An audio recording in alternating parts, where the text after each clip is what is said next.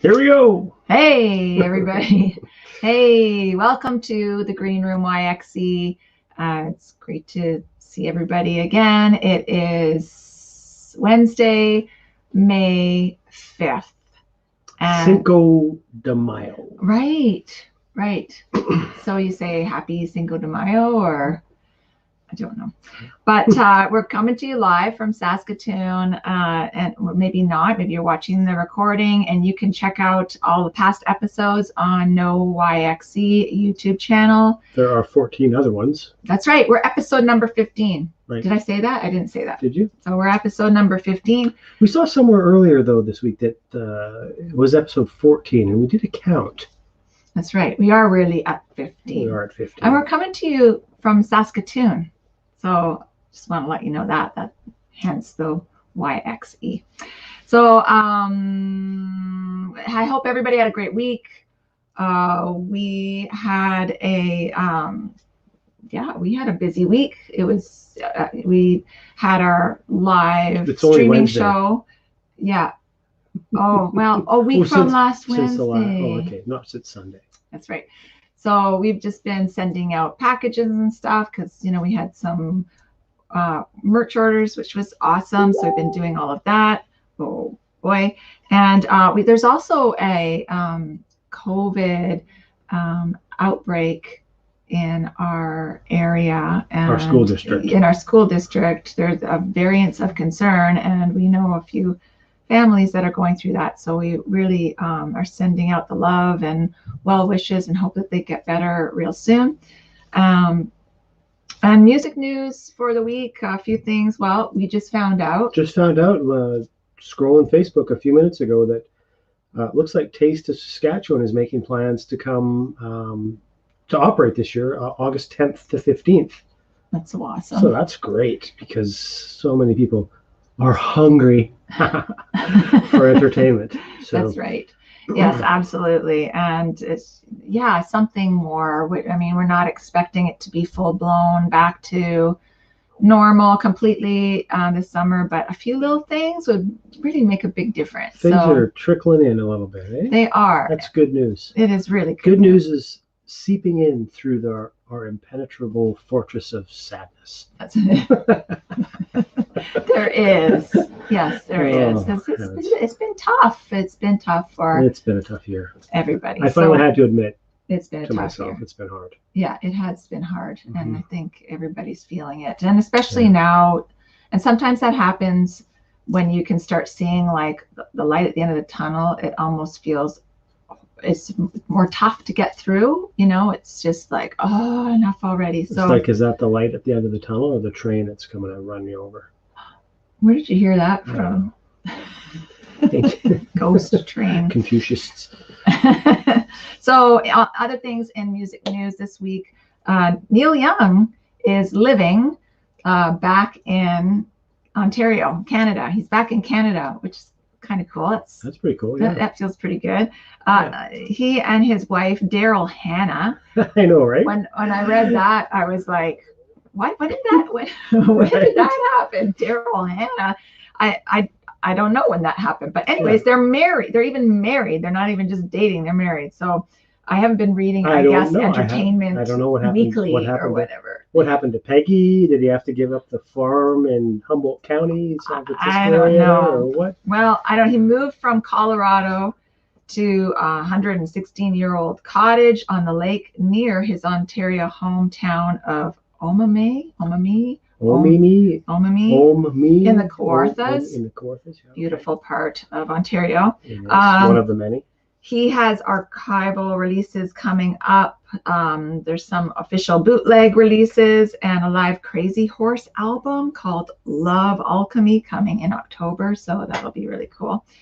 In other news, Dean Cameron, he is the former president of EMI Music Canada. He passed away from a heart attack in 2019. He's having his name honored with the creation of the Dean Cameron Recording Studio as part of the Massey Hall Revitalization Project. You've seen pictures of that. Well, right? I went online and I looked at it because I think the last time we were in Toronto, seems like forever ago. Yeah. They were in the process of closing down Massey Hall for renovations. And I had no idea of the scope of the project.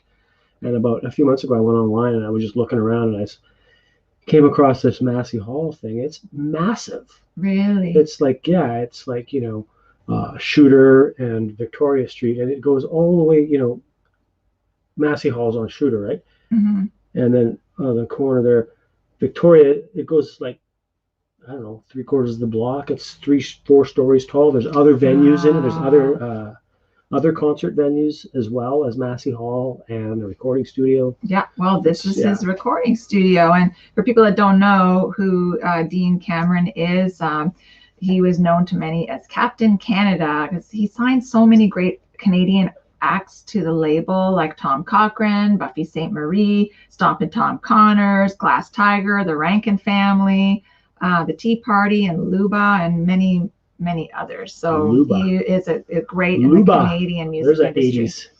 There's an 80s. Sorry, Luba, if you're doing stuff from the 90s and presently, but I don't know. Yes, maybe she is. Yeah. Hopefully. Other weird kind of news that we saw was Niles Rodgers, guitarist and producer extraordinaire. He's from Chic and has produced David Bowie's Let's Dance, In Excess, Original Sin, Like a Virgin, Duran Duran.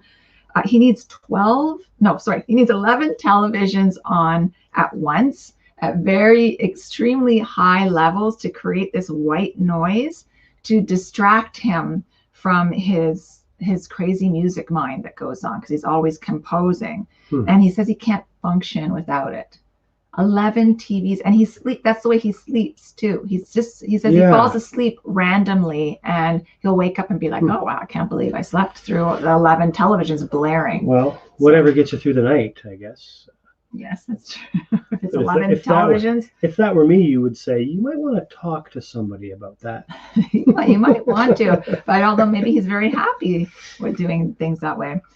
Thousands hit Liverpool rave in trial reopening from lockdown. Okay, so last week there was a trial reopening of a rave. Or was it a concert? Yeah, I think it was a concert. But this actually happened. As around 3,000 people danced at a warehouse in close contact with each other without wearing masks. In the dancing cage. They all had dancing cages. Started right here. No.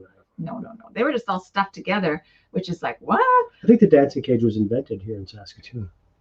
It was not. You're silly. They all had to test negative for COVID-19 within 24 hours of the event. The 2-day event is part of a pilot scheme to see. Scheme sounds like scheme-ish. Pilot scheme. Pilot scheme. We're just trying this scheme out. It's the first time or something. It's the first time we've tried this scheme. Yeah.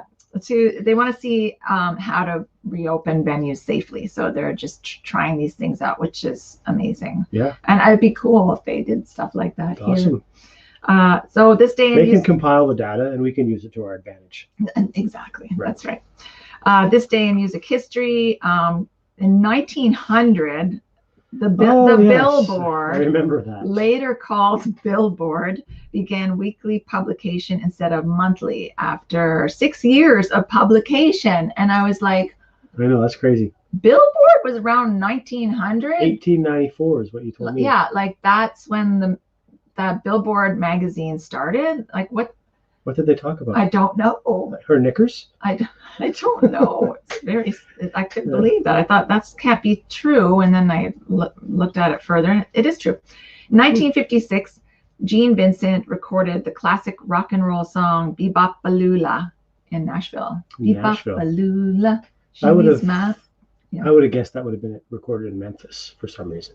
Yeah, it's kind of Memphis sounding. But there's a great book about Gene Vincent, and it's all about his struggles because he really did struggle and suffer. He had a leg that caused him a lot of pain, and he would just go out on stage and he would just work through it and give it his all through all this pain. And it was just, anyways, it's a really amazing book. 1968, Buffalo Springfield performed their final concert in Long Beach, California. 1970, This is in May 4th, actually. 4 students. Yesterday? 4 students at Kent University were killed and 11 wounded by National Guard troops And then at a campus they demonstration. inspired Neil Young to compose Ohio. That's right. So a lot of Neil Young in the news. There this is a week. lot of Neil Young, Canadian Neil Young. 1977. This isn't really big news or anything, but I just pictured it and I thought, oh my God. That'd be so cool. Thinking about going to like New York or San Francisco or Los Angeles in another era and just being able to be there. Yeah, just that go in there. This one, Patti Smith Group, David Johansen, Dead Boys, Blondie, Suicide, and Richard Hell all appeared at a punk benefit at CBGB's in New York City. That would have been awesome. A punk benefit. We played CBGB's. We did. And that was a crazy experience. That was awesome, I was like, and oh my God. We also saw bands there too. I think we saw the Reavers there when we were in Pursuit. Okay, right. Remember that band? Yeah. 1984. 1984. The bathroom in downstairs. Yes. Like in the dressing room. There's just a toilet. There's a toilet in the middle of the dressing room. Well, it's gone now, I think. Is it still? I don't know. It is gone. I think it's gone. It's not there. It's not operating. We have pictures of it, though, I think. Isn't the picture of me on the phone going like pretending I'm talking? Anyways, whatever. Hello. We're talking amongst ourselves here. Just don't mind us. Chrissy Hynde and Jim Kerr from the Simple Minds were married in 1984. And previously, she was married to Ray Davies. That's right. Right? That's right. Remember when we met Ray Davies? Yes. Yes, and we have to talk to our next guest about meeting Ray Davies because they've been compared to the Kinks. Yes. So I was kind of surprised because all of a sudden he was there and I thought, wow, he's kind of small and tiny. Yeah. I know. Well, that's the thing, because they're big in our minds, I think. And then you meet them and it's like, what? I thought you would be a giant. I think diminutive would be the word. Mm-hmm. And maybe I just saw him on a short day. I don't know. Maybe. If you had platform heels on. Maybe. 1986, Cleveland was chosen as the city where the Rock and Roll Hall of Fame would be built. And well, we've been there several times. Yeah. And it's fun. It's enjoyable. It is enjoyable. You go there and you go, let me go look at a guitar pick. But it's pretty cool, actually. It is very cool. If you have a chance to check it out when things are all clear, check it out. And born on this day, 1988, Adele. 1988, young one. Adele was born. Yeah. 1988, the first Pursuit of Happiness album came out. That's right. I know. Yeah, that's right. She was born in 1988. She was born in that year. Huh. So we're going to get to our guest because we're really excited to have him here tonight. Our next we haven't seen him in forever. Yeah, our guest tonight is a local musician, a multi-instrumentalist, which we have discovered. Yes, in very our talented investigative journalism. That's right. And lead singer of the Saskatoon band. All the information the internet can provide. That's right. Yeah, of course. Yes. Right. And the leader of the Saskatoon band, The Great Fuss. Some of you might have seen them perform at Ness Creek Music Festival or just around Saskatoon. They put out their self-titled debut album in 2018 with a follow-up EP in 2019. And now they have a brand new single out called Hairbrain. Both Johnny and I have seen them perform on separate occasions, and they are very excellent. They're excellent live band. They are. So please welcome to the Green Room YXE, Pete Oldridge. Pete. Oh. How are you? Pete. Good. How are you doing? We gotta get some applause. Good. For Ian too. Yeah, we need some applause. And a laugh track for me. I was wondering, you guys need like a Fred Norris, like on the Howard Stern show, that just plays sound effects and. Yeah. Yes, that's right. Yeah. I told them I wanted that. I told them I wanted that. Or doing, I just let me know when the application process starts, and I'll apply for that gig to do that.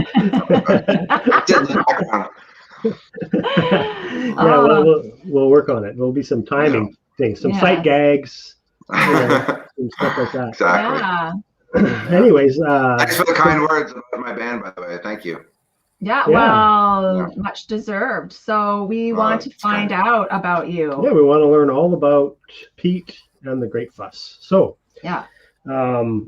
First of all, you originally a Saskatoon guy, or you grew up somewhere else and came here? What's your story? From Ontario. Whoa. I moved here. Yeah, I moved here in 2013. Oh wow. Okay, 2013. There's a piece to the puzzle. Yeah. Okay, there's a piece of the puzzle. A piece to the puzzle. We moved here in 2010. We moved here in 2010, right? Yeah. So where are you guys coming from? Toronto. Oh, okay. Oh, all right. Yeah. So were you guys? When did you guys move out here? I'm originally from here. I grew up here, and I moved to Toronto. I moved to Toronto to pursue a career in music. Yeah. Mm-hmm. And then pursued that career and ended up, doing the career. Yeah. And then, we had a little guy, a shorty, and we sort of found that Toronto to us was becoming kind of just a time vampire. I love the city. Leslie's born and raised there. Yeah. I just love Toronto and look forward to going back any chance we get. But it was kind of like, you know what? We're not going out to the clubs anymore because we got a little guy. I guess the term you could call it would be nesting.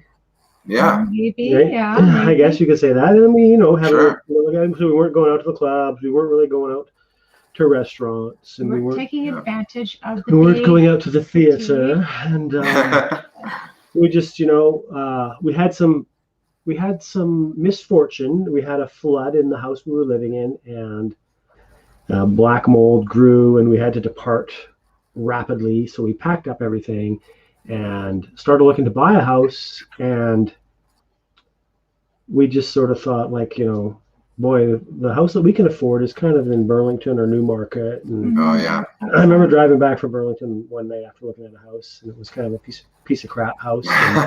And I said to you, if we're going to live in Burlington, we might as well live in Saskatoon. Mm-hmm. And here we are.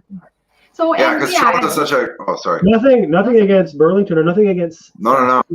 But I mean, Saskatoon has been amazing. Like it was actually everything that we were looking for. Just a quieter, easier pace, but a great art scene, right? And that community. Yeah, honestly, it feels so much like home. Like, because I'm from Kitchener-Waterloo. I don't know. You guys know that place? Obviously, you would know. Yeah. The KW. Well, I was there for almost 30 years. Don't exclude me in this conversation. Really? Yeah. You were in KW for 30 years? No, I got you. Sorry. Toronto, yeah. Ontario. Understood. Sorry. Yeah, but we played. I got a good friend from Rich Green's from Kitchener-Waterloo. Yeah.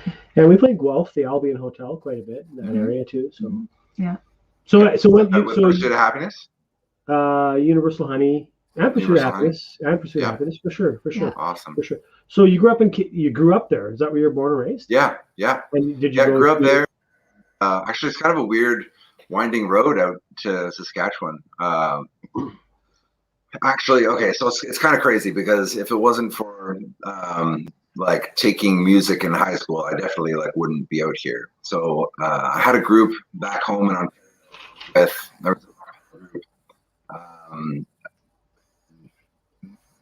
another group from tour called Hoja. You guys know them? You know what? When it's like you get that phone call, that cell phone call, and you see it on the TV sitcoms all the time, and it's like, I'm sorry, you're breaking up. I can't hear you. Yeah, you're breaking up a little bit. I heard Hoja. Yeah. So, do you guys know Hoja? Hoja? Yeah. Anyways, they're an a cappella group. They tour the school system. So they're not like a band, but they were a school-based group that would go around and do performances in schools. They did my high school in Ontario, but they're from Saskatoon. So I met these guys and then ended up working with them for 2 years. So I was touring full-time with them from the age 20 till 22, based out of Saskatoon. Oh, wow. Yeah. So then I met my ex-wife while I was in Saskatoon, and we moved back to Ontario, and then we had a baby, and then she went back to Saskatchewan, and so here I am. Yeah. Okay. All right. Yeah. That's cool. Gotcha. That's cool. Well, you know what though? That would explain it, because when we listen to your music, we look at each other and go, "This guy, Pete, can sing. He's got a good voice." Yeah, You know, yeah. and you sound like a lot of different people, which is a good. Oh. You can't really. I hear Thank you. elements of other people in your You know voice what I'm doing, all sure. throughout. But when I was a kid growing up in Saskatoon, there was a group called Up With People, and it was the Okay. same. They would go to all the schools and do that sort of. Oh. You know, Yeah, so Yeah. that's the Hoja lineage. That's their grandfather, I guess, or Oh, okay. father or whatever. Yeah. That's Yeah. cool, but that makes Yeah. sense if you know, because you can sing, so that Mm. probably would Yes. fit right in. Thank you. Thanks a Yeah. lot. Yeah. But Appreciate so that. so tell us a little bit about so did you have a musical family? Like what drew you to music? Oh man. So not really. Like my mom and my dad would sing sometimes around the house, but my dad had like a lot of great records and tapes that he would play in the car. So when I was like 5, 6, we'd listen to things like the Beach Boys, Bruce Springsteen, Bryan Adams, and I just loved that stuff when I was growing up. And then when I got into high school, I got really influenced by the Beatles. I got my first record. I actually got my first job so that I could get all the Beatles records because I was just obsessed at the time. So, well, still am, I guess. So cool. just love of the Beatles really got me into music in a pretty intense way, like in high school, and then started to try writing songs when I was like, I don't know, 16, something like that. Yeah. And then, after coming back from Hoja, having a band of my own back home in Ontario called the Urban Monks, and I was with them for quite a while. And then what era, what circa, what year was the Urban Monks? Okay, so 2006 or so until I left in 2013. Okay. Okay. The Urban Monks. And so what did you guys do? Did you play around Toronto? Did you move out of Toronto area? Kitchener, yeah. And then Yeah. So we did a little bit in Toronto, like got to play that the Horseshoe and Helmo and a few other cool places. But yeah, I mean, we toured in a limited way. We didn't do a ton. I always kind of wanted to do more, but a little, I don't know, capable of organizing things. So I wouldn't go after gigs very often. Yeah. Well, that's cool though. Got to play the Horseshoe and the Elmo. Yeah, no kidding. Yeah. That's huge. Great room. So I heard you guys played CBGBs. I gotta hear about that. Okay. So you guys were with were you with Pursuit of Happiness, or was it with we actually went there when we were in the Pursuit of Happiness, and I remember we saw a band called the Reivers, R-E-I. Yeah, I heard you say that. As you were saying it, because I was watching, I looked them up here, so I'm gonna check them out later. Yeah, and just because we wanted to go to CBGB's, and they happened to be the band that was there that night. Although the record is really quite good. Yeah. But anyways, they're a good band. And later on, Universal Honey, our band that Leslie and I started after the Pursuit of Happiness, played at CBGB's. And I don't know, was it who was with us? Was it Laura and Billy, or was it? I think it was Laura. I think it was Laura and Billy. I don't remember. But anyways, the one, and there was there's dirt. Part of the club had dirt floor still in places. Part of it was like a dirt floor, and the downstairs where the band room was there was a toilet, and there was no walls around it. So if you had to take a crap, and this happened to me actually. I had to go. Yeah. And where do you go? You're in New York City. So you usually are at the venue. You're on the road. If you're, when nature calls. Yeah. So you're kind of sitting there, and the people and staff and you're sitting on the toilet, and it's like try and time the wiping when no one's around. I'm gonna pull up my pants now. But it had an awesome sound system. It was an awesome room. It wasn't terribly big. No, not at all. It wasn't as big as I thought it would be. Like, because you do have there's some ideas that it's going to be this amazing club, and then you walk in, it's like, oh, it's just a bar. Okay. But have you ever played? Have you guys ever seen? Oh, sorry. Have you guys ever watched that Comedians in Cars Getting Coffee show? Some of it with Jerry Seinfeld. He talks about this idea of like with comedy, like the room size is important, and having those small spaces sometimes, like it's that compression effect, and like a room like that, I bet it would be like, even though it's small, it probably makes it way better in a lot of ways too, right? Well, it's true. It's true. Just pack them in if you think of in terms of like buds, I'd say the front of the stage area, the bar was probably maybe twice as big as Bud's, maybe, which isn't gigantic or huge, but it had that same, and I always praise Bud's for being one of the better sounding rooms in the city, or the best probably, because it's like an A circuit room when you're on the road and you go there, and I can't see. You could feel the room. Sorry, I keep talking over you. That's okay. It's okay. So does she all the time, so it doesn't really matter. Anyways, but it's like an A circuit room where you feel the room, and in the mix, you're part of it, and it's like the best. It's the best sounding night that you've had in a while. Exactly. And a lot of American rooms are like that. So that's why Bud's to me is such a familiar place to play, because of that effect of the sound in the room, and just being like loud, like it's like loud, so you feel the energy of it's like why you did it in the first place. Like I want to play rock music, so I want to play at a rock bar, and that's a rock bar. Totally. There you go. I haven't really had much of an opportunity to play there. I've played on like a Wednesday, Thursday type thing at Bud's. I want to do a Beatles night there. Like I want to pack the place with Beatles tunes. Oh, that's a great idea. That's a great idea. I love that. I don't know how to organize these things, so I just kind of sit back. I think, oh, that would be really great, and then I just don't do it. Yeah, right. You need to start just finding people in your team to do things. That's what you need to do. Delegate. Team? What do you mean? Yeah. So I wish team. That'd be really nice. Let's talk about the Beatles for a bit, because we're both big Beatles fans as well. And McCartney fans. And McCartney fan. You're more a Lennon fan. I'm a McCartney fan. Yeah. I love Paul McCartney and Wings. Oh yeah. But so let's dissect your Beatle cred here. What's your favorite Beatles album? Oh, too hard. I know, your questions are too hard hitting. I don't know.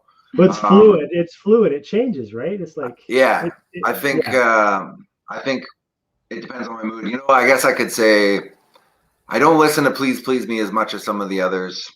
I haven't listened to With the Beatles for a while. These days, I've been listening a lot to Rubber Soul, Revolver, and Sgt. Pepper. So really love the White Album a lot. Yeah. Right. So, do you have a favorite Beatle? I used to be John Leslie, completely, but these days, Johnny, I'm aligned with you.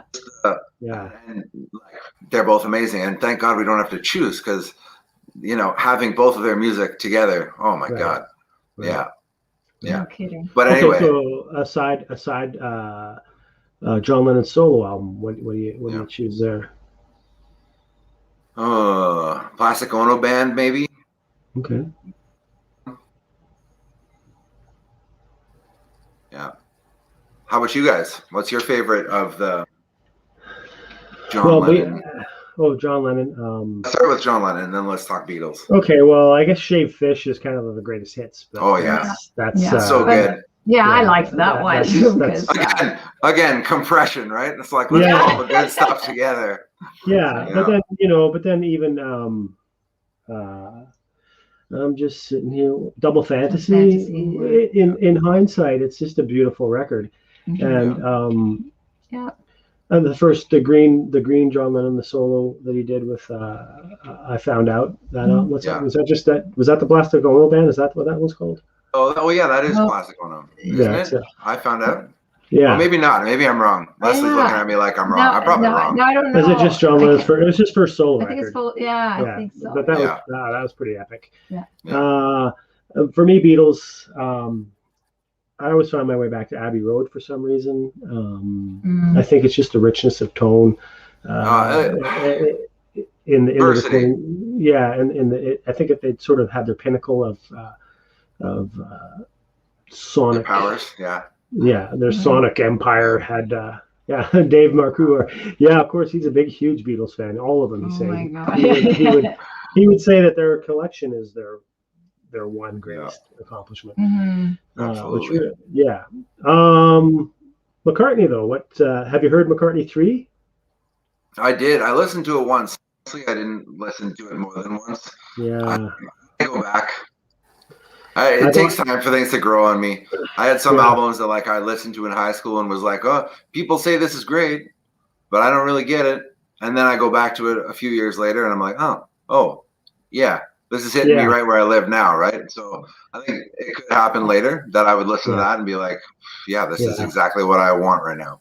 Yeah. I bought McCartney 3 on vinyl and I put it on and it just sounds so good. And are you a drummer? I wish. I try. I really love drumming, but I'm not a drummer. So because McCartney played everything on this record, and you hear the drum kit, and it's just like, oh my God, that sounds so beautiful. If I could make drums sound like that. So I talk to you guys about your sound because your new record sounds awesome. Like the production quality is so good. So who does the production? We do. Johnny and I do it. Yeah. Like you guys mix it? You guys do the mixing and everything? No, we didn't mix it. Actually, we. I know that we read about you, and you do it all yourself. But we sort of we're getting better and better and better at mixing, and we go back and listen to our demos, and we go, "This is an awesome mix." Like we pat ourselves on the back. Good, This is a great demo. This is a great mix, yeah. And then, but. Do you guys love the process of mixing? Yes. But you know what? Like there's something about and yes, love the process of mixing. But there is something to be said with having fresh ears on it and a different perspective, right? Because Bart Mckay did the mix and we were just we loved it. How his interpretation of it was really, really cool. Sometimes who's Bart Mckay? Bart McKay's a local. He's in Saskatoon here. He's a household name in the country world. I think his roots are probably rock, like most people, but he has a beautiful studio here in Saskatoon. I'm writing it down. Yeah. He's full on top shelf whiskey, A brand mixer, and he really was aligned with what we did for a record. There was no tug of war, no push and pull. We just gave it. You guys have it dialed in terms of your melodic structure and everything. It's just your choruses pop. It's very cool. Oh, thank you. Thank you. Really? Yeah. So it's nice to have. So we just basically did the tracks, and then gave them to Bart, and he took them and mixed them. And in the past, we've had. I don't know. You if you're a power pop kind of fan, if you know "Girlfriend" by Matthew Sweet, do you know that record? Not really. No. You should check it out. It's called "The Girlfriend" by Matthew Sweet. And just the way that record sounds, we fell in love with that record, and we got that guy to mix our first album. His name's Jim Rondinelli, who's just done stellar work with Sloan and the Odds and all kinds of people. Sorry, what is it? Girlfriend what? By Matthew Sweet. Oh, Matthew Sweet, right. Yeah. I think you'll really dig it because he's a pop guy. He would love the Beatles probably as much as you do. That's evident. And then we worked on 3 of our albums with a guy named Dale Penner out of Winnipeg who worked in BC at all kinds of studios there and worked with Holly McNarland and did the first Nickelback album. And we had him do 3 records with us.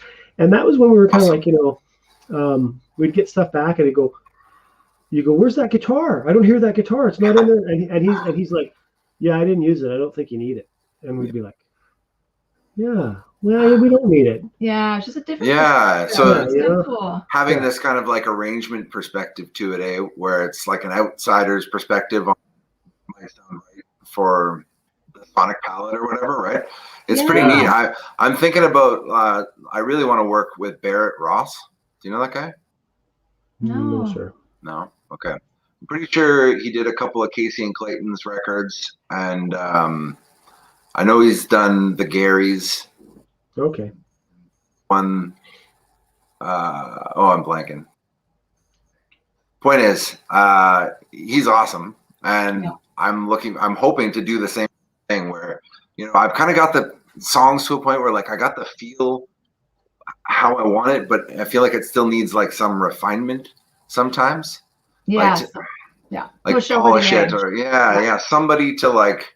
So that's my next plan. Yeah. Well, you have to go into it and not really being married. It's like, because here's all the ingredients for the cake in the bowl. Yeah. And then it's like, well, I'm going to take this out of the ingredient list, and we're not going to use that, and it's going to be it's still going to be a cake.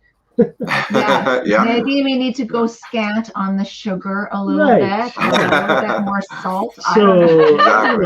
Exactly. So there's that sort of additional sense of like refinement and editing that we feel really benefits us.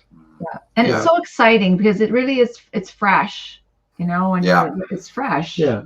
It's a whole new thing in a way. Like you record it yourself, and then you mix it to the degree you wish, and then you send it off, and it becomes something, at least ideally something that sounds polished. Yeah. So that situation where you go into the recording, you're going to go and you're going to do a record, and you record 12 songs, and you think like, these two are the song. These are it. These two songs, and then by the time it's done, 2 other songs have replaced them, and those songs are like, well, they don't. Why do we even record that one? Yeah. So we're always open to the process. What do you guys do in terms of your record? Leslie, you sound awesome. Oh, I didn't hear what he said. The vocals, did you say? Yeah. How do you guys record them?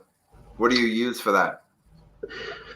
Oh, we actually rented a. We usually rent a awesome mic. A Neumann U88. That's what. Beautiful. We've been using that for years on our voice, and because they're an expensive mic, but oh my god, it sounds so beautiful. Typically, Leslie I'll just leave her alone, and she's in front. She's much like this with the mic here, and it's like when we track, we'll have a guide vocal, that we just put down at the beginning of the session to be the guide for the song, so where you are basically, and then at the end she'll go and she'll replace the lead vocal, and she's in front of the computer, and she's got the mic there, and you hear blah blah blah blah blah. Yeah. Oh, so you're kind of Leslie, you're kind of engineering yourself as you're doing it, hey? Yeah. Yes. Yeah, awesome. For sure. For the vocals, same here. For sure. Yeah, I would drive him crazy, and then he comes in and listens and picks. Then he'll comp it. But we'll comp it, and sometimes I'll say that's not necessary. We usually don't. He'll say, "What are you doing that there for?" That's way too much. But I usually like to get a track, like at least a good solid track, rather than just singing it through a bunch of times and comping it. So you don't? I do the same thing. So like typically I'm not comping. I think ideally I would, but like that requires an assistant, and hopefully I can train my daughter to say, hey, why don't you come and work with dad for a couple hours for $20 and and then maybe she can do all that like editing work, and she'll gain a skill. Yeah. That's the tedious part, is all of that editing stuff. That's brutal. It's become an important part of making a record is editing and file management. Yeah, I know. It's not sexy at all. Exactly. But when you think about it, like the Beatles edited so much. Yeah. It was just they had engineers to help them. They did tape overdubs all the time. Yeah. I mean, who knows how much they manipulated it too? I wonder, like Jeff Emmerich and those guys who were like the engineers on those records. Yeah. Anyways, I like the white lab coats. Yeah. Compulsory for EMI technicians. Pretty excited about the Peter Jackson movie though. Yeah. Oh man, me too. That looks like it's gonna be awesome. What's that one again? It's So they're Leslie doing like the Let It Be, like pretty much all the old footage that they used for the original Get Back movie that they didn't really release, but you can still find it online or portions. So it's all footage from like the making of that record, Let It Be, and they've restored it. Like Peter Jackson, who did like Lord of the Rings and I don't know what else. Yeah. Wow. Yeah, but there was some. Did you see the footage that leaked out that he released it? There was 5 minutes of footage, and it's like you'd think like I've probably seen all the footage that exists of the Beatles, but yet there was like this 5-minute clip of nothing I'd ever seen before. Yeah. It's like, how is that possible? How is that possible? Yeah. Yeah, I know what you mean. There's all this stuff that like you just don't see probably, hey, like in terms of those Let It Be sessions. So right. I do have a bootleg. I do have a bootleg of Get Back, the Glyn Johns mixes. Actually. Yeah.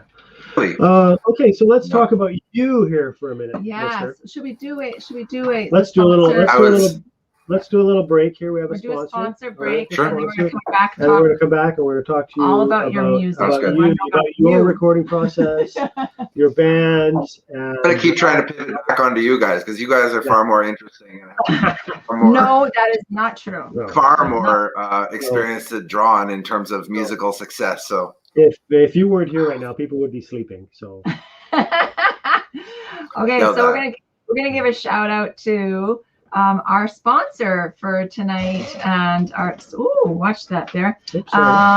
Fieldfox Gardens and Cookery is a food preparation and delivery service in Saskatoon. They are 100% gluten-free and organic and only use quality ingredients found close to home. Fieldfox has just launched beef lasagna in 2 sizes. They are proud to partner with Saskatchewan's beef producers in this carefully prepared classic meal that is delivered frozen for your convenience. In the coming days and weeks, the menu will grow to include more choices of frozen prepared meals to suit every lifestyle. Their products are soon to be featured at Saskmade Marketplace, which only sells the best local goods. Please visit fieldfox.ca to order your lasagna and sign up for the newsletter to be notified as the menu expands. And order that beef lasagna because you know what, it gives you a night off cooking. And get on the mailing list. To find out more about our local Fieldfox Gardens here in Saskatoon. I'm doing it right now. So we have to talk to you about. We have to talk about your. Obviously, there's the Beatles, and listening to your music is as modern and as current as a rock band can sound in these times. There is a strong '60s thread that runs through your music, and we noticed in your bio it says the Kinks meets the Spoons, or not the Spoons, but Spoon. Sorry. Yeah. And which we love those two. Yeah, I saw Spoon. Have you seen? Oh, yeah, Spoon is awesome. Yeah, totally. And the Kinks, who we love as well. Love the Kinks too. So you guys met Ray Davies? Yeah, actually. I'm sorry, I'm gonna just hijack this interview. You guys are now going to be talking. I need to hear about the conditions under which you met Ray Davies. Okay. So here I can paint the picture for you precisely. Because, who, as everyone knows, is the singer from the Kinks. Right, and songwriter extraordinaire. Anyhow, so when the Pursuit of Happiness toured Europe, opening for the Eurythmics, we had a road manager whose name was Bob Adcock. And if you find Bob Adcock on Facebook, he's worked with everyone. He's friends with Paul McCartney. He's worked with Cream. He worked with Cream for a long time on a lot of American tours. Oh, I love Cream so much. He worked with the Scorpions. Anyways, he was our tour manager. And he was awesome. He was a great guy. And he came to Toronto with Ray Davies when Ray was on that book tour. Okay. He was doing a book tour. And what year approximately? This was 90s. Yeah. No, I can't say for sure. I can't remember. But anyways, he sent out a message to us and said, "You guys want to meet Ray Davies?"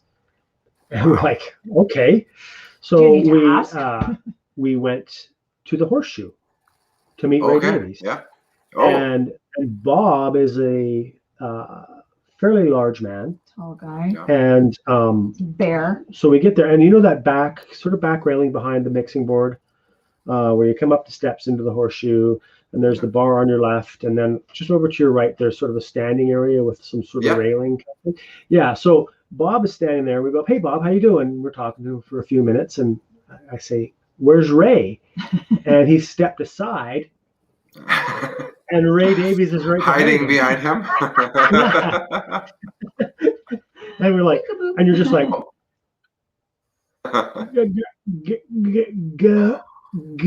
Yeah, we were both. Yeah. Yeah, it was like, because it was just such a, it was like, here's your new home. They moved the bus out of the way. So what was Ray doing at Horseshoe? Well, I guess probably like you know, in my mind, I have this story though. He's just a music fan, and he's out in Toronto, and it's the Horseshoe's a legendary music venue, so let's go there. I don't know. That's what I thought. Yeah, probably. Yeah. Yeah, but he was at the Danforth Music Hall doing something about his book for a couple nights after that. So that was pretty cool. Anyway, so the Kinks. Are you a big Kinks fan? Oh, I love the Kinks so much. 60s? Do you like the 60s? You like 70s? All that stuff. Well, see, I kind of start. I'm so lame. I listen to like the same 6 things over and over again. That's I listen to David Bowie. I listen to Led Zeppelin. I listen to the Beatles. I listen to the Rolling Stones. I like them. Beyond that, I don't know. Like things come on, and I'll like, and then like every now and again, a song will strike me, and I'll want to listen to it for a while. Like, what's the name of that? Sherry by Frankie Valli and the Four Seasons. Oh yeah, it's a great song. Yeah, it's amazing. So then I'll obsess over that song for a few days. I'm just really weird when it comes to music. That's totally normal. We have nothing in common, so don't take that for granted. But we love all we're of it. the same. Lately I've been listening to Buffalo Stance by Nina Cherry about 10 times a day. I don't know why. Say it again. Buffalo Stance by Nina Cherry. It was from the like 1989. But there's this. I just stumbled across it, and there's like 9 remixes of that song, and it's like they're all really good. So yeah, you never know what's gonna move you, right? I'll bug you later to tell me the name of that again. So I don't spend time going like this. It's 80s. Oh, we've got to do a lot of talk on just different bands that you probably love, like the Flaming Groovies and all that stuff. Kinks. That sounds cool. I've never heard of the Flaming Groovies. Oh my Where god! Are they from? Oh my gosh! San Francisco, late 60s, early 70s. You're gonna love. That's right up my alley. They're total sort of Rolling Stones, kind of that sort of American Rolling Stones kind of. Anyhow, Kinks. What's your favorite Kinks song? Maybe Dead End Street. I don't know. Do you know that one? Dead End Street. I'm trying to think of other ones. You should know it. Me. Susanna's Still Alive. Do you know that one? Okay. No, you got I'm me surprised there. at you. I know, right? Yeah. I don't know a lot of King stuff beyond like I don't know their early stuff. Beyond their early stuff. Water, I love that one. Yeah. Okay, that's probably my favorite. But I'd in the 70s, I think I kind of. The thing about the 60s to me is a lot of bands didn't sound sonically great. You know what I mean? Yeah. So I think that I'm drawn more to a more modern aesthetic, a sound that has evolved more. Like the 70s Kinks, like Sleepwalker. I can put that record on anytime and listen to that album, or Schoolboys in Disgrace and Soap Opera. That sort of era for me is so funny. I think we're opposite in that regard because I love tape saturation, like I like the crappiness of the sound sometimes, like something too like a jangly, I don't know, chorusy thing that sounds like kind of badass in a way. Anyways, so I like all that. Sure. But then the modern stuff too. Oh, sorry. Go ahead. So does Leslie. She's like a big fan of the 60s Stones and early. What are your favorites, Leslie? Of the Stones, or just of that era or whatever. Oh, that era. Well, I love that stuff. Like we've talked about this Buffalo Springfield. Even that song. It sounds crappy, but how does it? It's one of the songs that actually touches my heart. I don't know why, but it's Are You Going to San Francisco? You know that song? Like there's something about it. No, it's I can't all remember. Across the nation. Yes, there's something. Such a strength. I love that tune. Yeah. Yeah, it's a great tune. Who was that? Yeah. Who was that? And Incense and Peppermint and stuff like that. And it doesn't sound great, but it definitely there's some vibe to it that's just like, oh my God. Yeah. Yummy, yummy, yummy. Even yummy, yummy. Yeah. Even yummy, yummy. Yeah. Incense and Peppermints. Kat and I were working on like downstairs in the basement the other week. We're trying to play that song. It's pretty fun. Oh, awesome! I'd like to hear that. One of the better sounding bands from the '60s was the Zombies. If you ask me, they sounded great. Yeah, like, totally. Time of the Season is like incomparable. She's not there for sure. Yeah, she's not there too. Yeah, but I do love Village Green Preservation Society by the Kinks as well. Yeah, great album. Goes back into that era of recording. Yeah. I think that is 67 or something. We Are the Village Green Preservation Society. I think so. Yeah. Probably. Okay, so so let's catch up with you here for a second. This is what happens when music fans start hanging out, right? We just talk music. Guys, let me just break the suspense. I have nothing meaningful or good to say about what's going on. Neither do we, right? Neither do we. That's why we're all here together tonight. It's the Holy Trinity. It's the Holy Trinity of nothing to say. Nothing to say. It's the Bermuda Triangle. Yeah, exactly. But this is what happens. Like, when you're on tour and you go to a one-off gig with some other band and you meet some people in the other band, and all you do is talk about music. Yeah, exactly. And this is kind of what. Go on. Well, I'm just all of you guys. It's awesome to be asked to come on. So thank you. It's really nice. Thank you for coming on. We've been listening to your music now for the week, and intensely. Yeah, I get you. That's all we've been listening to. And we really are blown away by you. Leslie's like, Leslie said, "Are you sure they're from Saskatoon?" Oh, that's nice. She's like, they sound like they're from Toronto. So now we know he's from Ontario. Yeah. So, but and I kept thinking like, well, what? Like, you're a bit of a mystery to us because we just thought like, what? He didn't put out an album. We have to talk about this. Yeah. So the Great Fuss is Chris Fallu on guitar, drummer Eric Sample, keyboardist Kat Jones. And it says in your bio they became a permanent fixture early in 2018. Yeah. But your bio also said that the band was initially formed in 2016. Yeah. So did you have other members? Like, tell us the story about how. Sure. Yeah. So I guess when I moved here, I started kind of going to some of the jams around town and trying to find musicians, as I just wanted to form a band really badly. And I actually also was on Kijiji and saw a post that was like, "Hey, I want to start a Red Hot Chili Peppers cover band." And so I responded to that and said, "Oh, I'm moving to Saskatchewan, or I'm moving to Saskatoon." I was living in La Ronge when I first moved here for the first year from 2013 to 2014. Anyway, okay. So the story I was telling was that I had just moved and then ended up meeting Chris through that ad, the Kijiji. His friend Eric, the drummer, so those guys have been around for a while, but Eric didn't start with us until 2018. And Kat's been with us since 2015 or 16. So like pretty much from the start. Okay. Yeah. Gotcha. So everyone just kind of settled in basically in 2018. Yeah, but, exactly. But Eric, I think go ahead.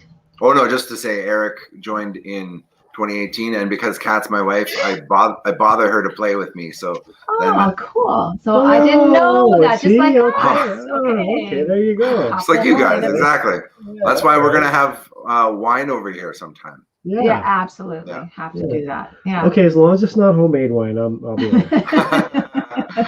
I've got something special in your glass, Johnny. So like we were trying to figure out just your timeline, and we were so impressed really with your music and your recordings and just the production of it, the songwriting, everything, that we were like, well, what did he do before? Like, what happened? So I know that you have, like, we know what it's like to have children, and that takes a lot of time and effort to raise a kid. So it feels like when there's a major kind of life event that happens, it can kind of disrupt things. And so I think as part of the sort of family breakdown that happened in Ontario, I kind of just like stopped doing stuff with that for a while, and then got back to it once I got to Saskatchewan. Gotcha. Yeah. Oh, yeah. No, you know what? The time can just go and you don't know. And especially when you're going through something major like that, it's just, it throws you for a loop, and then years go by and you're like, I don't know what happened. Did you guys take a break, like as you were kind of having your kid, or was it just sort of more sporadic in a way, or? Well, it was more sporadic, but we did still kept going. We did step back. We only stepped back because when we came to Saskatoon, we would start it all over again. It was our intention to come and play, but we. Yeah, well, like we said, we had a flood in this house, and we had to pack everything up and get out. But at that point, we had, you had that song on. We had a song that under Leslie Stanwyck on. Women in Song. Oh, amazing! Volume 10, and then we did put together an electronica album that we put out. Which is coming out. Soon. You guys put this together recently? Well, we're going to re-release it. Oh, I see. It hasn't been out. It hasn't been out for a while. So we did that, and then we did. What else? We just played around. Like we just played in the cover band, Undercover Pirates, and just kept playing because we wanted to play. And we'd never done that before. Played cover music, and it was really good because it's like, even though you kind of like there was for a while a little bit of an elitist attitude, being in original bands, going like, oh, we would never do cover music. I don't know any covers. I don't know. It becomes a branding thing, right? Like. If you're an original project, you're an original project, right? And then if you want to do a cover thing, like that's kind of what we do. We've got a cover band that's the same band as the Great Fuss. We just go and play weddings and stuff, and I love playing weddings. I love playing covers in general. Yeah, it's fun because it's a learning experience to learn how, it really was great for us to do. And even just learning how to sing other people's music and different phrasing, like it inspires you, right? Totally. So we did that, then we did the debut album for Tucker Lane, and but we weren't full on like we normally are. Like we were usually, we were on the road. We'd like grab your bag, let's go. That's so awesome. How long did you guys maintain that lifestyle? I don't know. We were crazy kids. Like we 15 years. We didn't have a residence. We just we'd crash on people's floors when we were back in Toronto, and then get back out, and we just had our stuff in a van. Our van was our home. We'd get in the van and we'd go, and we had a booking agent and a manager, but we would go, and we had this sort of we'd go from Toronto either under the Great Lakes and up into Minnesota and into Iowa and down through Chicago and back down maybe to St. Louis or Memphis, and then over to the Jersey Shores and back up through Connecticut and New Hampshire and Massachusetts. That was kind of the Northeast, and we just kind of made this big circle. And different, we would kind of go this way or that way sometimes, but that was kind of our label was out of Buffalo, and at some point our manager was out of Buffalo. So you guys did that like pretty much 15 years, like doing touring. Oh yeah, well maybe then we go more consistently. Yeah. Then like we would go to, Oh, that's a long haul. Austin and stuff, and we just would it's funny we had Hey, Dave Rave. he's back. Dave Rave. I like your name, Dave Rave. Yeah, Dave Rave is actually from Teenage Head. he's a Hamiltonian. Oh, okay. Yeah. And Awesome. And I just got to say this right now. There is a Dave Rave playlist on Spotify called the Green Room YXE, and there will be a Great Fuss Green Room YXE playlist. Oh, awesome. Our last week's guest, Billy, the foreign films just went up. We got that up. So check out the foreign films on the Green Room YXE So Dave, playlist. meet Absolutely. Pete. Pete, Hi, Dave. Dave, you really would like Pete, and Pete. Oh you my would love God, Dave, yeah, so. yeah. All right, Over, Dave. where are we at?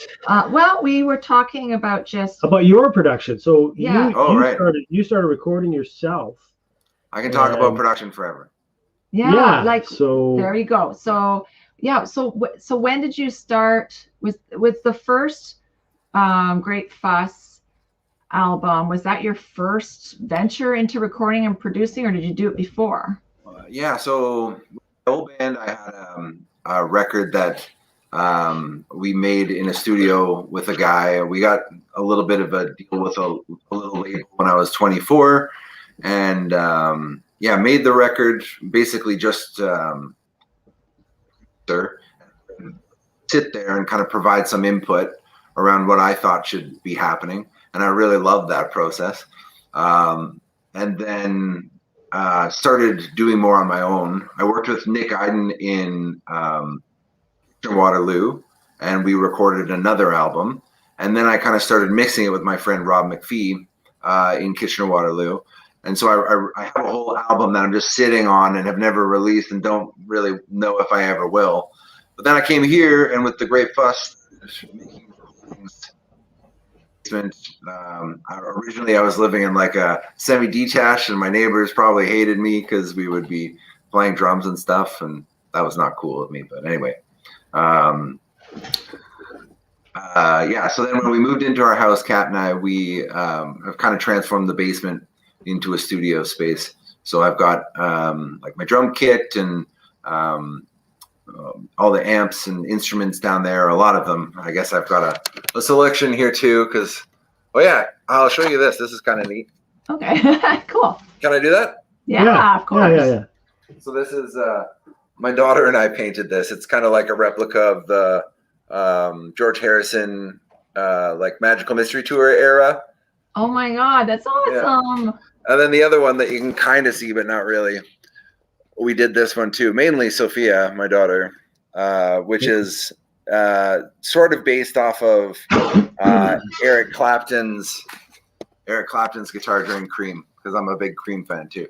Oh my God. So cool. Oh my God, that's great. I love it. Anyway, so what was I saying? Oh yeah, just that since moving here, we've like done a lot of recording in the basement, that's all we've done. So it's been good. And we did an EP, I guess, in 2017 that I was pretty happy with. It's got a really, hey, Pete, when can we hear you and your band live again? Sorry, now I'm reading the questions. That's okay. You're allowed to. You're in training. Is that all right? Yeah, exactly. Yeah. When I pass out, you can take over. I'm there. I'll just hang out in one of the back rooms there. Yeah. So I've loved doing the recording piece. I'm like trying to learn as much as I can about how to make things sound, as good as possible. But good is subjective, right? So I've been having the hard time of like going between, do I have like an approach to music where I'm like trying to build a template of like, hey, this is what the drums are going to sound like. This is what the bass is going to sound like. But I don't know if I want to do that. I think I kind of like, one of the things I really like about the Beatles, especially like White Album era, is all the variety of techniques used to capture the sounds produces such different sonic landscapes throughout the entire album. Right. Mm-hmm. Yeah. No So kidding. anyways, I don't know. Have you tried recording drums using the Glyn Johns method? Oh yeah. So the mic coming over the tom, right? Like 40, and then the other one hanging from 42 inches or yeah. It's amazing how that makes such a big difference. Oh yeah, it's crazy. Like just the different textures in the recording process. That's what gets me off, is just four mics exploring those things. On the 4 mics on the drums, and they sound amazing. Yeah, exactly. And most of those Beatles records were no more than 4 mics. There wasn't a whole lot of multi-mic recording. They were recording to 4 tracks for most of their career. 4 tracks at a time. It's true. Yeah. So okay, so you put out your debut album in 2018. Yeah, no, that was 2016, I think. Oh, was it? Yeah. Okay. Yeah. Okay. Spotify, look at you guys. You got graphics and everything. This is impressive. Spotify says 2018. Maybe that's when you put it up on Spotify. Oh, really? Yeah, maybe. Oh, you know what? That's probably right. I don't even know. Yeah. So did you guys went out and toured that album, or No. No, you guys probably understand with family obligations. There's I'm not going to have any pretense of I'll go on the road for I don't know. I just don't think it would have worked. But and nor is it particularly great anyways. Deserving of that kind of thing. It was a learning thing. Trying to learn the recording piece. Oh, it's a piece of art. It is. It's I'm awesome. trying. Thank you. That really means a lot. Thank you. Yeah, it's an impressive debut for sure. It is. It is. Thanks. Yeah. Thank you. And then you followed. Oh, we also is it still Caswell Hill Records? And you call your recording studio? I'm just calling it that. Yeah, it's just we like that. Yeah, that's a good name. Yeah. Oh, it is good. Oh, thanks. Is there actually a place called Caswell Hill? Yeah, I'm living there. Awesome. Hey, so is Kat from Ontario too? No, Kat's actually from Bigger. And I met her when I was living up in La Ronge. So I work in with the Ministry of Corrections, Policing, and Public Safety, and she did too at the time. Oh. And and we met up there, and then I, was lucky enough to get her to move down here. Well, I'm glad I know you in your other gig. Rather than I met you when you were when you were serving a 10-month jail term. 10 months for a bad bass note. Yeah, exactly. Oh man, I would be serving a lot of sentences. That's for sure. Me too. Right? Yeah. I suck so bad live on bass, man. I'm trying to get better. I took over on bass in I think 2018 or something. Okay, so wait a second. Yeah, so wait a second. We need to know this because we watched these videos of you. We're going. Yeah. Is that Pete playing drums? Yeah. You did the Hendrix song and the. Oh yeah. Oh, that was not me. That was the amazing, incredible Roger Mercier. Wow, it looked like you. Why is it on your Facebook page, or where was that? Oh, do you mean wait, which one though? Because I've done somewhere I've drummed, but the Jimi Hendrix one. Manic Depression on your YouTube channel. Is that you? Yeah. Oh, no, on the drums, no, that's Roger Mercier. Because it was a bearded gentleman, and it was. And we were like, maybe it was fuzzy, and we were like, well, maybe it was another one then. Maybe it was one of the other ones I've done. I did the Doors recently. I did the. Yeah, we saw that. That was good. Oh, okay, that was me drumming. Okay. Well, what's wrong with that? I think it was you on that. And you're playing, but you're also playing the bass, right? Yeah. And drumming. No, not. Yeah, and then I guess for that one I just did. I guess I did drums.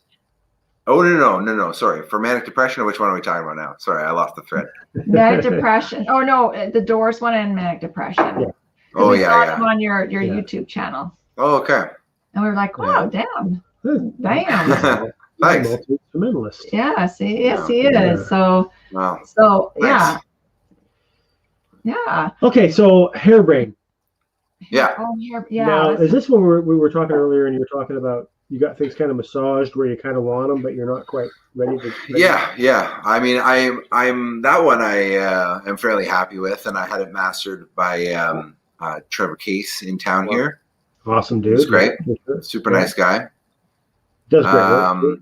Yeah. But the rest of the album, I'm kind of sitting on another album that I haven't released, and I'm planning to soon. But I'm just so uncertain all the time about what to do. I don't know. Like sometimes I'm thinking, yeah, no, it's done, it's good. But then other times I just like lose confidence in it, and then I'm having to kind of think, well, maybe I'll get other people involved. And I do think it's a good idea, even if I don't like the result of getting other people involved, to reach out and try to do some of that. Mm-hmm. More recently, I ended up working with Brody Moniker on a couple songs, and that was somewhat in a production capacity, but mostly with him playing saxophone and guitars on something that I've worked on, and it was such a good process. And I think we have a good kind of final mix. But when we hear saxophone on your songs, is he the guy we're hearing, or is that another saxophone? It's actually two. So it's Brody's playing, Brody Moniker, and then Rory Lynch, who plays jazz most of the time. Okay. And I got to record his trio, which is awesome. They're so good. And then I asked if he would do me a favor and come and record on my song. Yeah. Gotcha. Cool. Gotcha. Yeah. That's awesome. Yeah. The single sounds amazing. We have to go back. Thanks. It does sound amazing to me. I was thanks.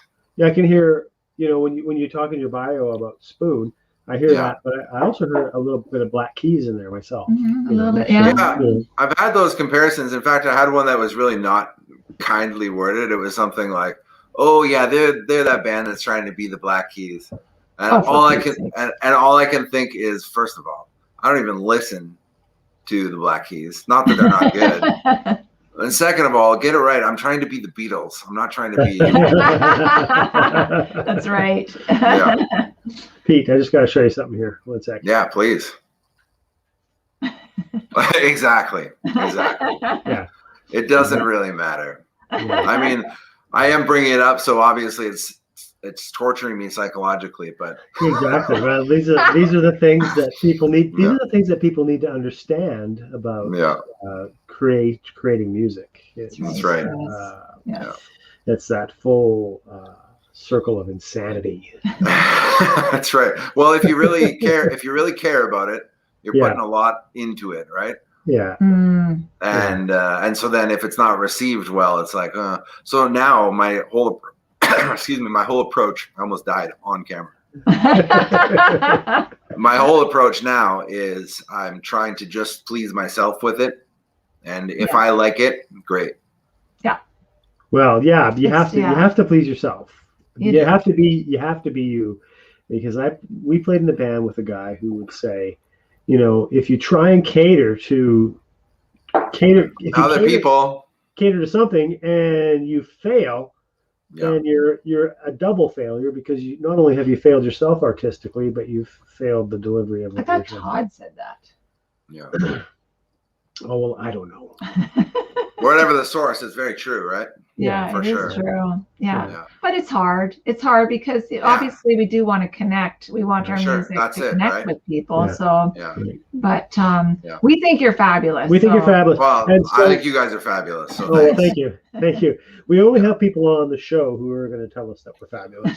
Well, I was going to say, I was totally okay with being on episode number 14. I was prepared to accept that there were 14 other bands, or 13 other bands. But, now that it's 15, that is completely unacceptable. Wait a second, though. You are the first Saskatoon band. Oh. Yeah. Yes, because interesting. We've had some Saskatchewan country girl singers. Solo artists. Yeah. We've had we've had Dale Penner and Jim Rondinelli on. Yeah. And Dave Rave from Hamilton. Dave Rave.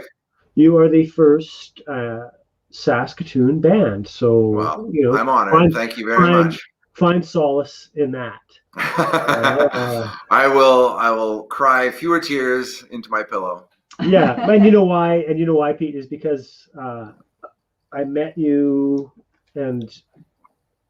several times, and you always struck me as a very kind guy. So thanks. You made you me guys too.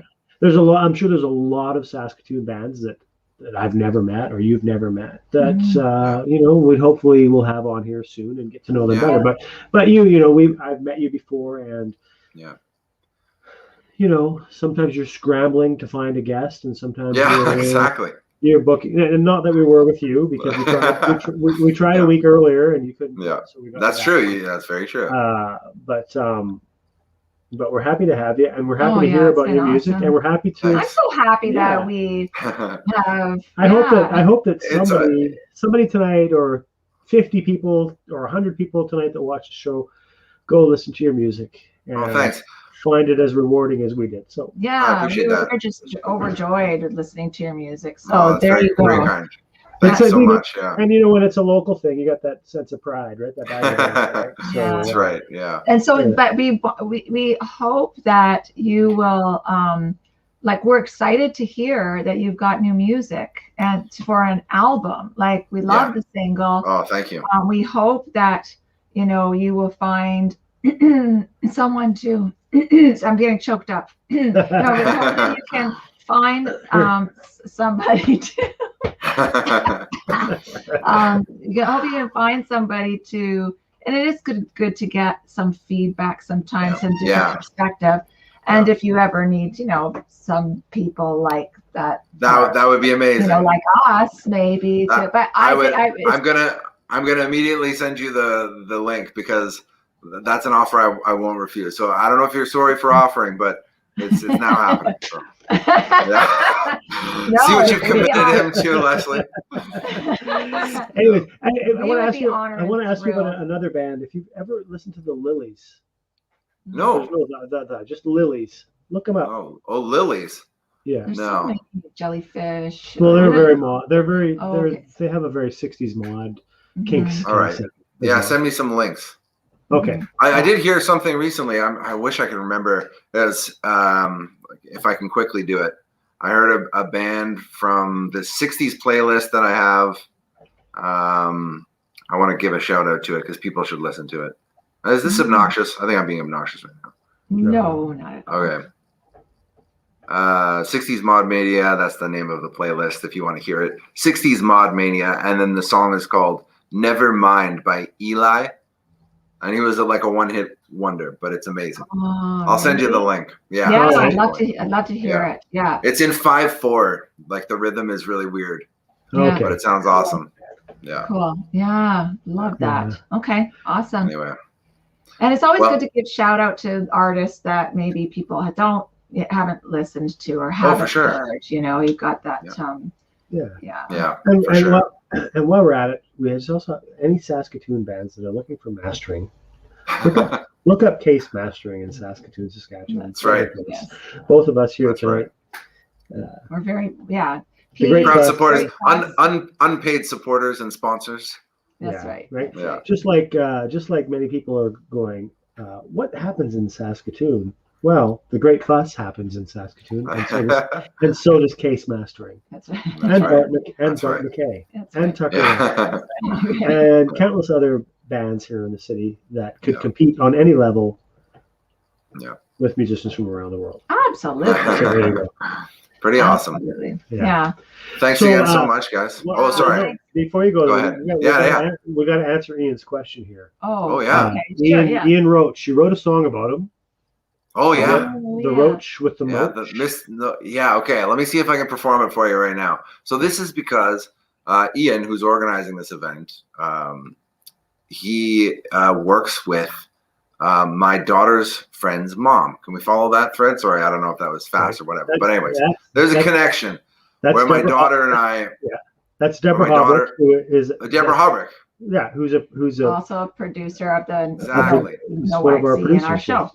Yeah, and so I don't know why I thought it would be a good idea to tell Ian this before the show, but I just did because I thought, it's kind of cute and fun. But my daughter and I, when we heard Ian's name, or like he was just Mr. Roach, who works with Deborah's Mr. Roach, and it kind of struck me as musical. It is actually. So I wrote the little song that goes, Mr.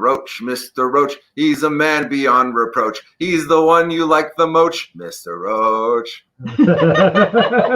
That's funny. When I hear Mr. Roach, I think for some reason I think of Mr. Roach did it in the boot room with the mallet. Oh, What's gee. that? Well, Clue. Right? Clue. I got you. Sorry, Mr. Roach. I've never thought of Mr. him. Roach. I've never thought of him as a Mr. Roach. Well, he's Mr. Roach because it's from the perspective of my then probably 10-year-old. Yeah. Very polite. A very polite 10-year-old at that. Yeah, that's right. Yeah. Well, we are just thrilled to Yeah, it's been great talking to you. start this And- whole Yeah, same. connection. Yeah. To start this connection in front of a viewing audience. Yeah, exactly. And I'm going to be Hey. bugging you. I'm going to be asking you guys to come over for fires now. So Okay. Yes, we have to hang absolutely the Yeah. four of us and Yeah. talk For sure. music. Oh, it'd We be don't Be get awesome. we don't get to Caswell Hill very often. It's so far away. so far away from where you reside. Where do you guys live? We're in Brevard Park. awesome. What is it called? Brevard Park. So Brevard you Park. probably Man, okay. you would probably be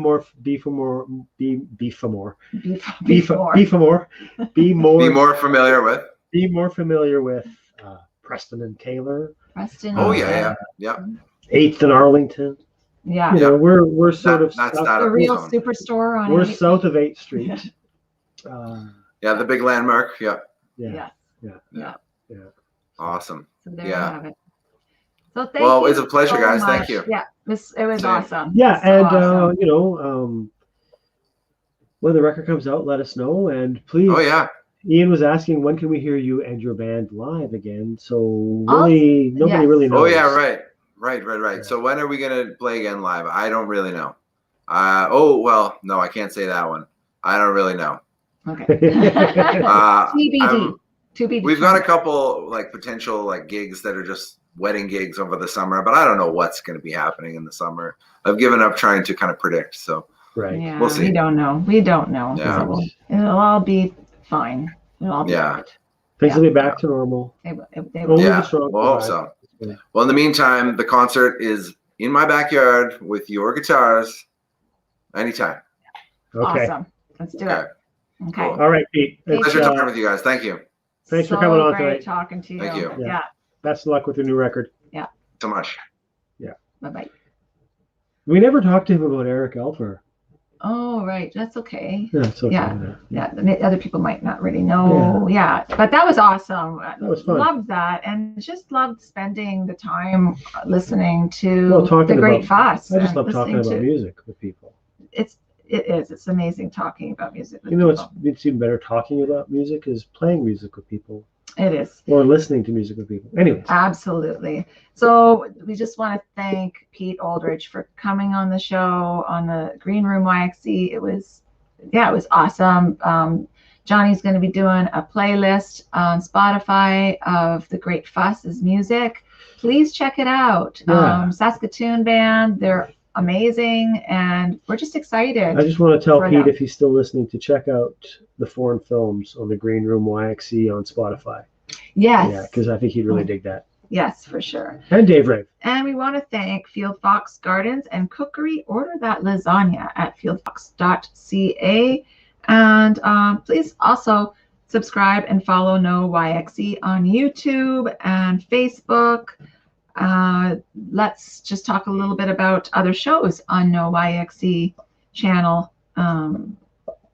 There is a Yxe Sports Podcast, Mondays at 6. And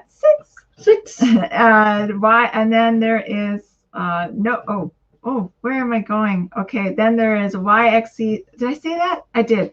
I'm having a little dialogue in That's my funny head. because I'm the one drinking. Let's Chat is on Tuesday at 11 a.m. Sportsline is Thursday at noon.